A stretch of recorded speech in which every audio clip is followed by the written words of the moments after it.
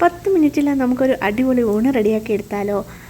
ഞാനിവിടെ സാമ്പാറും soya chunks ഫ്രൈയുമാണ് ഉണ്ടാക്കുന്നത്.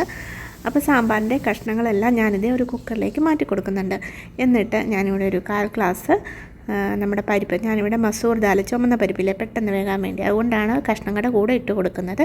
അത് ഇട്ട് കൊടുത്ത് അതിലേക്ക് കുറച്ച് മഞ്ഞൾപ്പൊടിയും കുറച്ചധികം തന്നെ സാമ്പാർ പൊടിയും കൂടെ ഇട്ട് ആവശ്യത്തിന് ഉപ്പും ഇട്ട് പിന്നെ നല്ല തിളച്ച വെള്ളമാണ് കേട്ടോ ഞാൻ ഒഴിച്ചു കൊടുക്കുന്നത്. നമ്മൾ 2 നേരത്തേക്ക് 4 പേർക്കാണ് വെക്കുന്നത്. നമ്മുടെ വീട്ടിൽ 4 പേരാണുള്ളത്.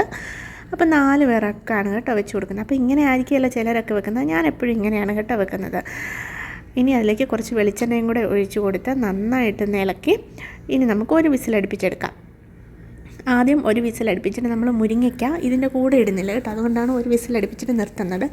ഇത് ഞാൻ നേരത്തെ 1.5 മാസം മുന്നേ ഒരു വീഡിയോ ഇട്ടിരുന്നല്ലോ, മുരിങ്ങയ്ക്ക കേടാകാതിരിക്കാൻ വേണ്ടി. അപ്പോൾ ഇത്രയും കൂടെ ഉള്ളൂ, ബാക്കി കണ്ടോ ഇപ്പം തന്നെ ഫ്രഷായിട്ടിരിക്കുന്ന കണ്ടില്ലേ. അപ്പം ഇതിന് ഇത്രയും കൂടെ ഉള്ളൂ, അതോടെ തീരുകയാണ് കേട്ടോ.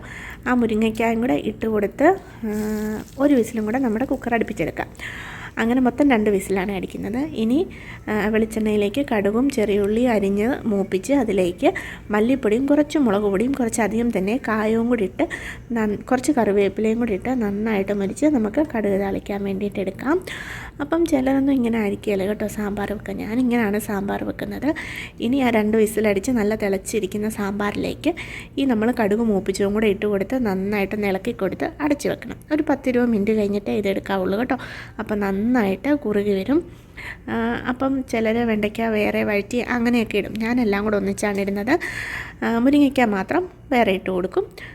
ഇപ്പം ഞാനിവിടെ സോയാബീന് 1 മണിക്കൂറോളം വെള്ളത്തിൽ കുതിർത്തെടുത്തിട്ടുണ്ട് കേട്ടോ. എനിക്ക് തിളപ്പിച്ചെടുക്കുന്നതിനെക്കാട്ടിലും കുതിർത്തെടുക്കുന്നതാണ് നല്ലതായിട്ട് തോന്നിയിട്ടുള്ളത്, അതാണ് ടേസ്റ്റും.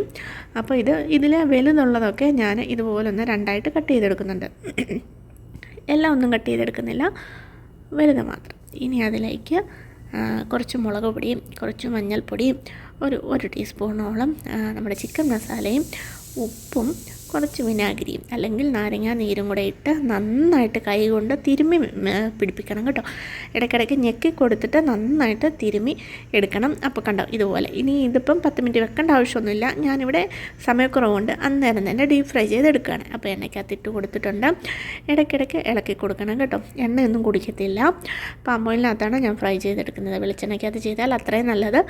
നമുക്ക് സാധാരണക്കാർക്ക് പാം ഓയിലേ പറ്റുള്ളൂ എപ്പോഴും ഇങ്ങനെ ഡീപ്പ് ഫ്രൈ ഒക്കെ ചെയ്യാൻ വേണ്ടിയിട്ട്. അപ്പോൾ ഇതും നല്ല ഫ്രൈ ആയി നല്ല ക്രിസ്പി ആയിട്ട് വന്നിട്ടുണ്ട്. അപ്പോൾ ഇത്രയേ ഉള്ളൂ ഇന്നത്തെ നമ്മുടെ ഊണേ.